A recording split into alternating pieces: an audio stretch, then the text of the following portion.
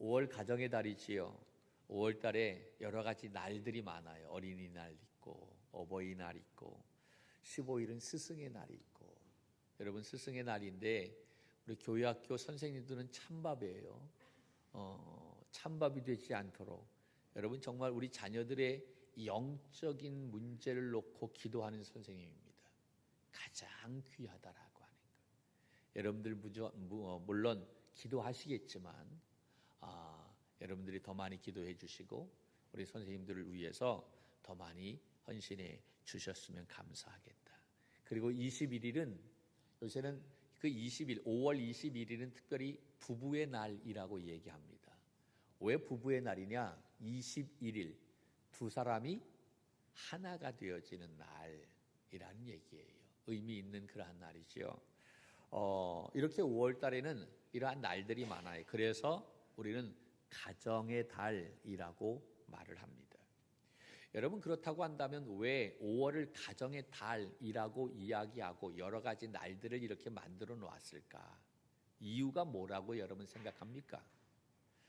우리가 살면서 정말 가정의 소중함을 생각하고 어린 아이들을 귀하게 여기고 그리고 부모님의 은혜를 기억하며 마음을 다한다고 한다면 굳이 이러한 날들을 만들어서 지킬 필요가 있을까요? 아마 그렇게 지킬 필요가 없을 거예요. 그렇게 한다면. 그런데 그렇게 살지 못하고 있기 때문에 해도 너무 하기 때문에 지금 가정이 무너져 가고 있지 않습니까? 자녀들 낳지 않고 있어요. 부모들 효도하는 효가 어디로 날아갔는지 몰라요. 정말 해도 너무한 그러한 일들이 우리의 삶 속에 일어나니까 이러한 날들을 정해놓고 이 날만큼이라도 그 의미를 좀 생각하며 살아야 되지 않겠나. 그래서 이러한 날들을 만들어 놓았다라고 저는 생각을 합니다.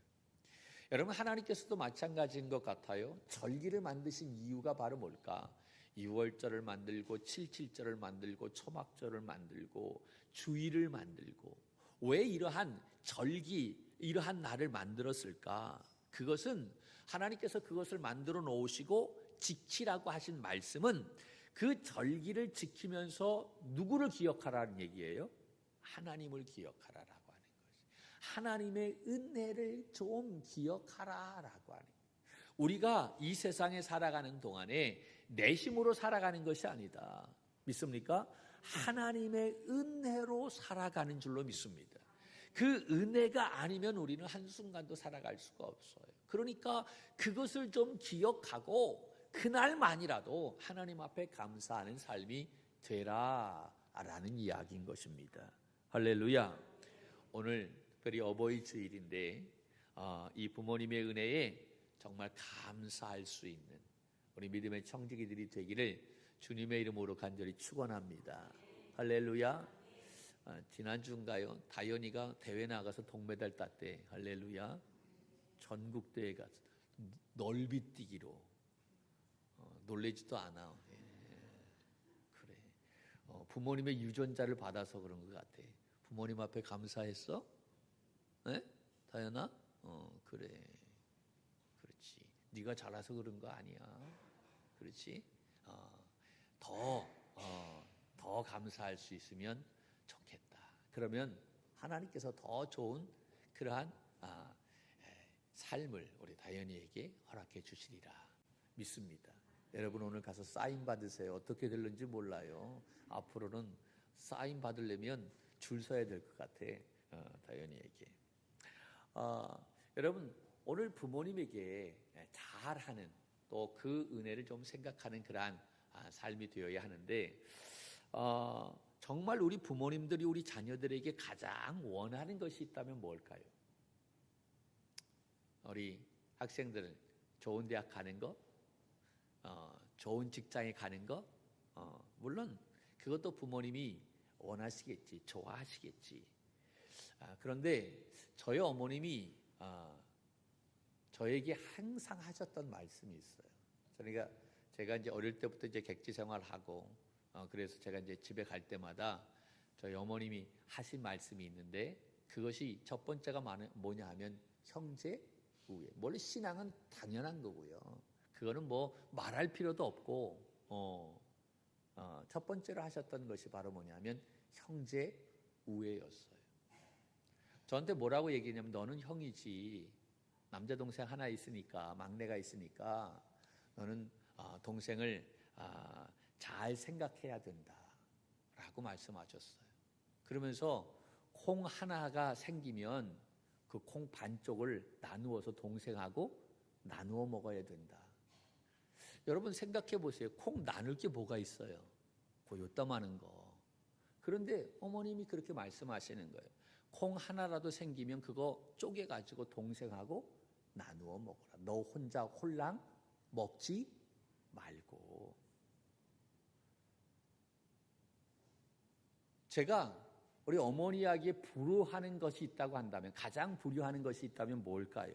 그것은 어머니 앞에서 제 동생하고 치고받고 싸우는 거겠지. 그게 가장 불효하는 일이다. 아마 이것은 우리 모두가 다 같은 마음일 거예요. 많고 적음이 아닌 것입니다. 함께 자녀들이 사랑으로 하나가 되어진다면 그것보다 더 감사한 일이 어디 있겠느냐라는 것이지요. 여러분, 지난 한 주간 동안 우리가 살면서 한 번도 싸우지 않은 그런 분이 계십니까? 속으로 한번 손 들어보세요. 겉으로 들라고 하면 그렇지만 내가 지난 한 주간 동안 살면서 가정에서, 학교에서, 직장에서 한 번도 싸우지 않고 내가 한 주간 살았다고 한다면 여러분 대단한 겁니다. 정말 여러분은 훌륭하신 분입니다. 오늘 말씀은 이 싸움과 다툼에 관한 말씀입니다. 야고보서의 말씀 오늘 4장에 들어갔지요. 1장은 시험에 관한 말씀, 2장은 차별에 관한 말씀, 3장은 말에 관한 말씀, 그리고 4장은 싸움에 대한 말씀을 이야기하고 있어요. 결론적으로 이야기한다면 우리가 싸움과 다툼을 이길 수 있는 방법이 바로 뭘까? 그것을 야고보는 뭐라고 얘기하냐면 하나님을 가까이 하는 삶이 될 때 우리는 싸움을 이겨낼 수 있다라고 하는 거예요. 다투지 않을 수 있다라고 하는 것입니다. 할렐루야. 여러분, 션이라고 하는 가수 알지요? 잘 몰랐었는데 제가 몇 년 전서부터 이 션에 대한 그 가수를 알게 되어졌어요. 그 가수가 기부천사라고 얘기하지요. 기부를 얼마나 하는지 몰라요. 대단한 그러한 분입니다. 이분이 탤런트 정혜영 씨와 결혼을 했어요. 아마 정혜영 씨라고 그분이 있어요. 할렐루야. 유명한 분이지요. 그런데 그와 결혼해가지고 자녀가 4명이에요.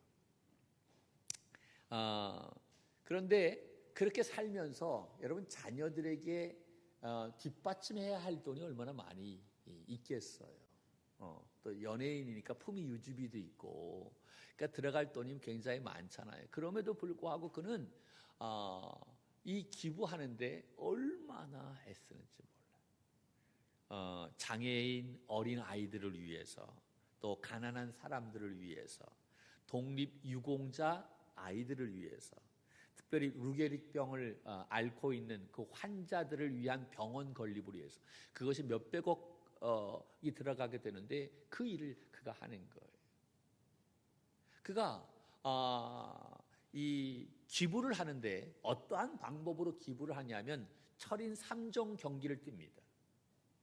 철인 3종 경기가 뭐냐면 달리기도 하고 수영도 하고 또 사이클도 하고, 그건 철인들만 하는 거예요.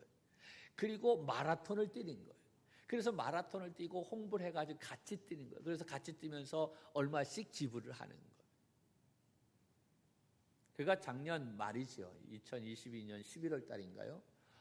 유퀴즈라고 하는 방송에 나왔어요.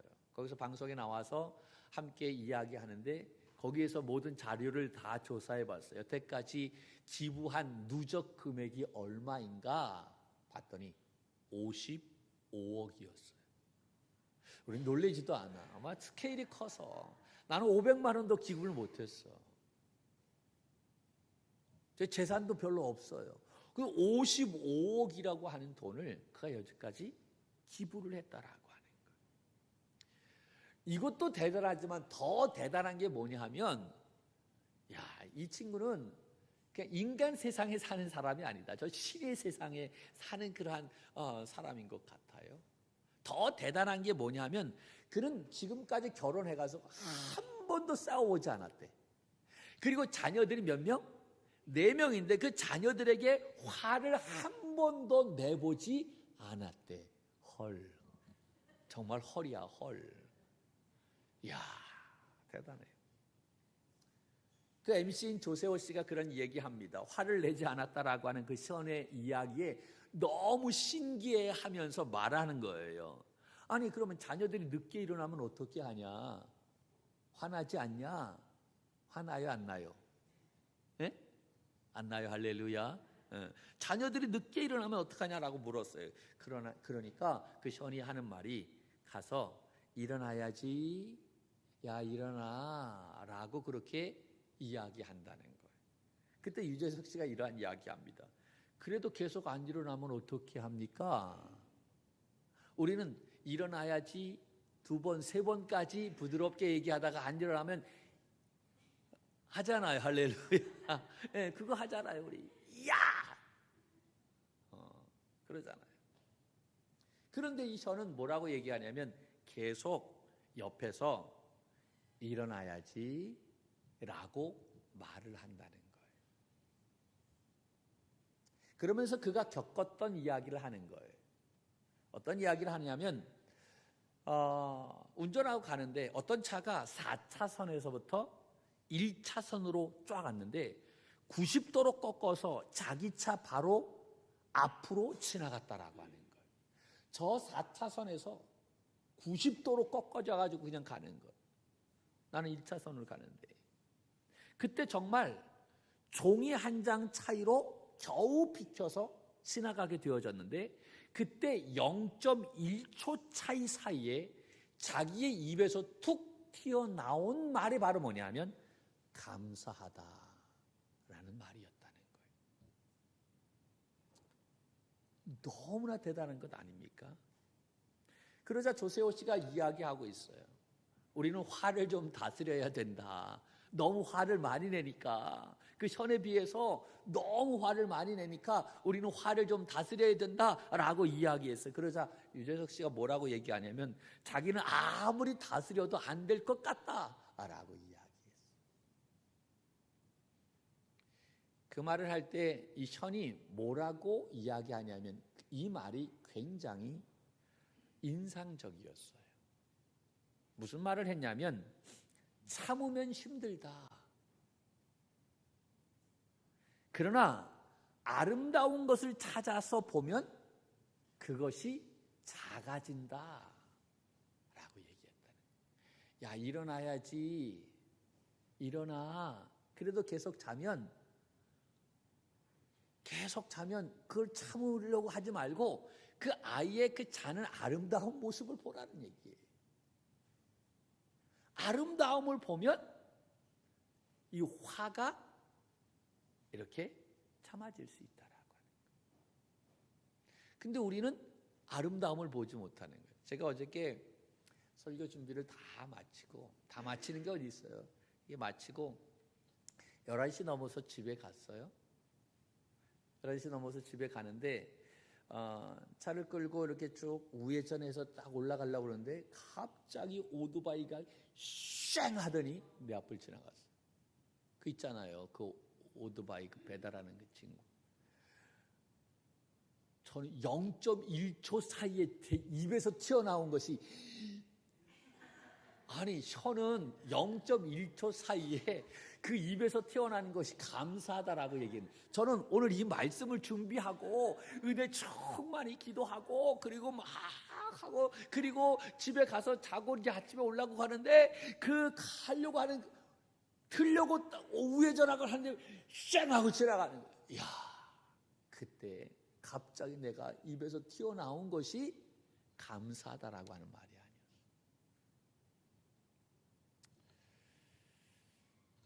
오늘 9절 말씀에 뭐라고 얘기하냐면 슬퍼하며 애통하며 울지어다. 너희 웃음을 애통으로 너희 즐거움을 근심으로 바꿀지어다 라고 이야기했는데, 오늘 말씀은 누구에게 하는 것이 아니라 저에게 하는 거예요. 애통해하는 마음으로, 근심하는 마음으로, 회개하는 마음으로 오늘 이 말씀을 저에게 전하는 거예요. 화를 다스리지 못하고 그런 사고 안 났으니 감사하지 않아요? 아름다운 것을 보지 못하는 연약한 이 심령을 생각하면서 우리가 정말 감사할 수 있는, 그 순간에 아름다운 것을 볼 수 있는 그러한 마음을, 우리도 사모하는 마음을 가질 수 있도록 우리가 기도하며 오늘 말씀을 들었으면 좋겠다 생각합니다. 여러분, 오늘 말씀은 싸움과 다툼에 관한 말씀이라고 얘기했어요. 1절의 말씀을 한번 볼까요? 1절 시작. 너희 중에 싸움이 어디로부터, 다툼이 어디로부터 나느냐? 어디로부터 난다라고 생각하십니까? 왜 싸우지요? 그 다음에 뭐라고 얘기합니까? 시작. 너희 지체 중에 싸우는 정욕으로부터 나는 것이 아니냐. 무엇으로부터 난다는 얘기예요? 정욕으로부터 싸움이 나온다. 그럼 정욕이라고 하는 것이 뭘까요? 이 정욕이라고 하는 것은 좀 쉬운 말로 표현한다면 욕심이라고 이야기할 수 있어요. 그런데 잘 생각해야 돼요. 욕심 자체는 죄예요, 아니에요? 아니라고 얘기했죠. 욕심 자체는 죄가 아니에요. 근데 여기서 말하는 정욕이라고 하는 것은 욕심인데, 욕심도 거룩한 욕심이 있고 악한 욕심이 있다라고 해요. 여기서 말하는 정욕은 감각적이고 악한 의미에서의 욕심을 말하는 거예요. 그 악한 욕심에서부터 무엇이 나타나게 된다? 싸움이 나오게 된다라고 하는 거예요.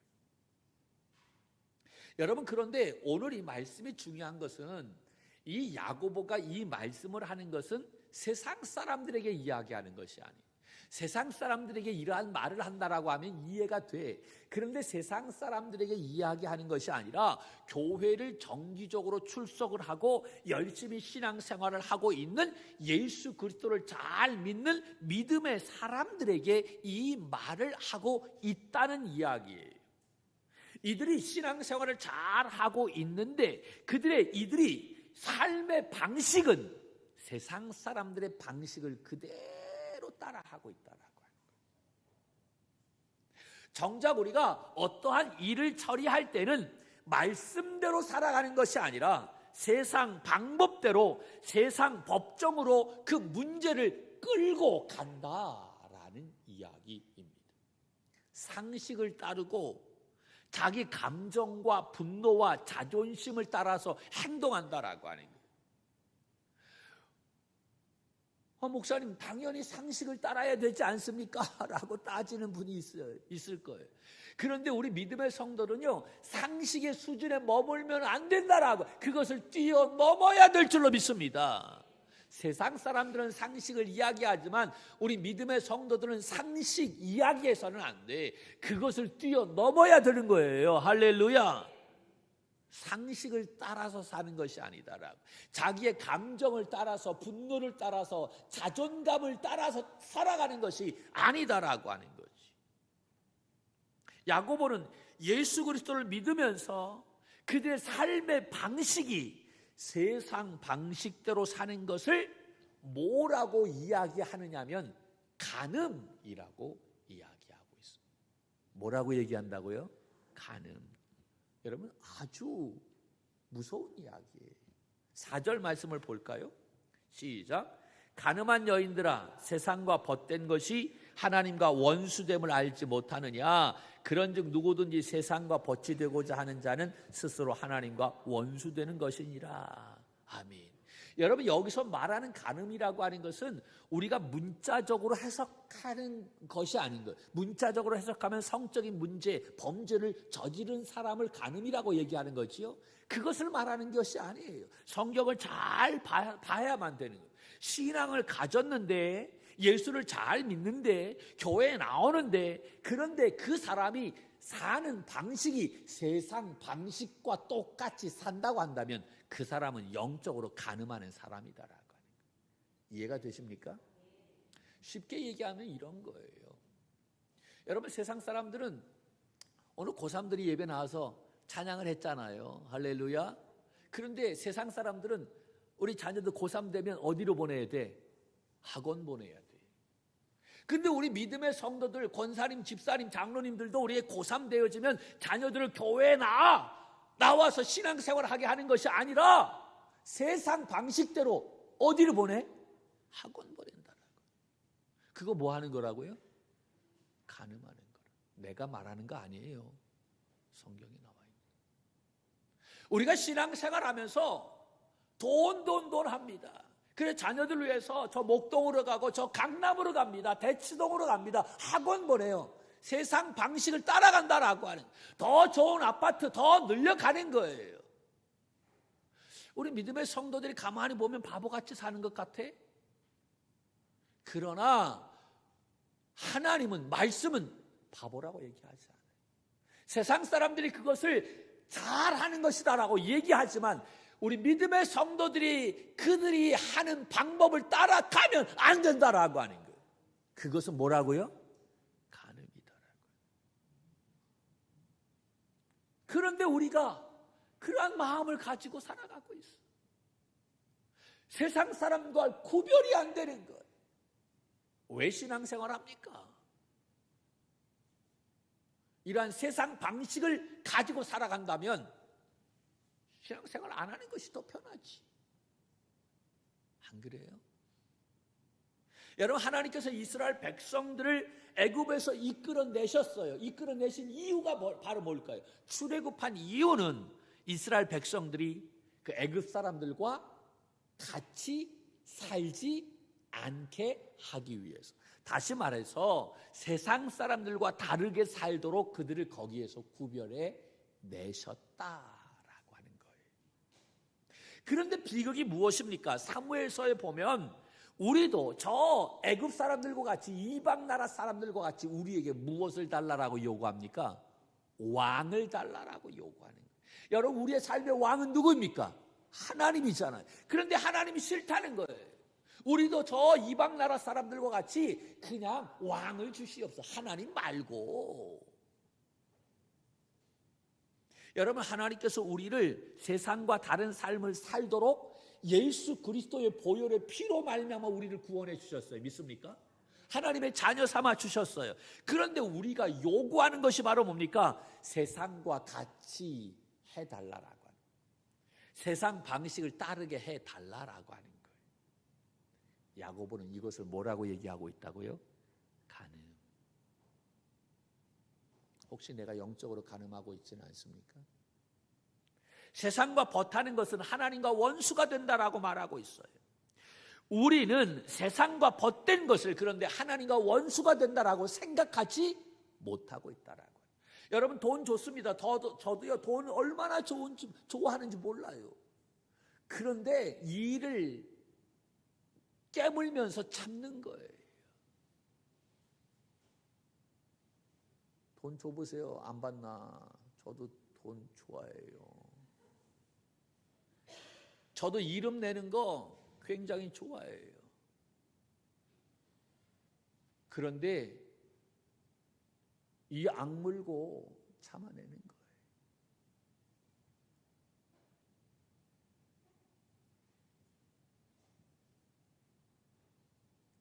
우리가 돈이 아무리 좋아도 세상 방식으로 수단과 방법을 가리지 않고 돈을 버는 것, 이제 스탑! 그만하자라고. 하나님이 원하시지 않는다라고.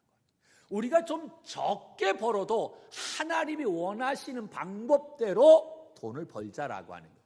그 돈을 하나님은 귀하게 여기시는 줄로 믿습니다. 그렇게 번 돈을 하나님 앞에 드리는 것, 하나님이 받으시는 거예요. 믿습니까? 좀 달라야 되는 것 아닌가라고. 세상적인 방법을 다 동원해서 우리 교회가 부흥하는 것? 아니, 저라고 부흥하는 거 여러분 싫겠어요? 그런데 남들이 하는 방법으로 하는 게 아니에요. 진정한 부흥은 뭐라고 그랬어요? 자녀들이 믿음으로 서는 것. 이게 진정한 부흥인 거예요. 할렐루야. 여러분, 우리가 예수 그리스도를 믿을 때 우리 마음에서 두 가지의 마음이 부딪혀야만 됩니다. 로마서의 말씀에 보면 바울도 내 마음에서 두 가지의 마음이 싸우고 있다라고 이야기하고 있지. 여러분, 이것을 좀 어려운 말로 얘기한다면 이 두 문명이 내 안에서 싸워야 돼요. 하나님의 방식과 세상 나라의 방식이 내 안에서 부딪혀야만 되는 거예요.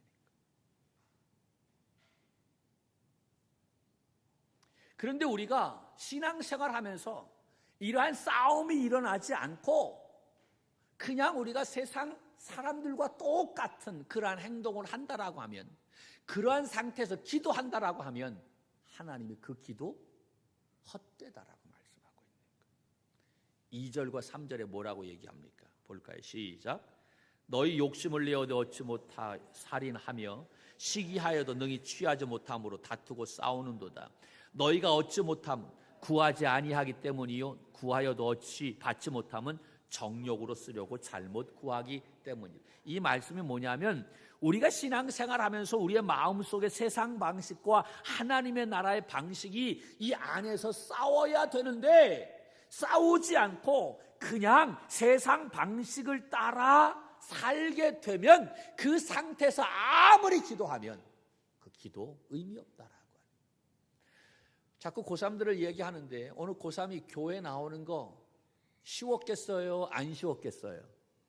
이 친구들 가운데 아마 부모 몰래 여기 나온 친구도 있을 거예요. 그런 느낌이 들어. 영적 갈등 없을까요? 있겠지요. 여러분, 이게 얼마나 귀한지 몰라요. 남들은 다 저 학원으로 가지만 그러나 나는 교회 오겠다. 왜 싸우지 않겠어? 그 싸워서 이겨서 여기 온 거예요.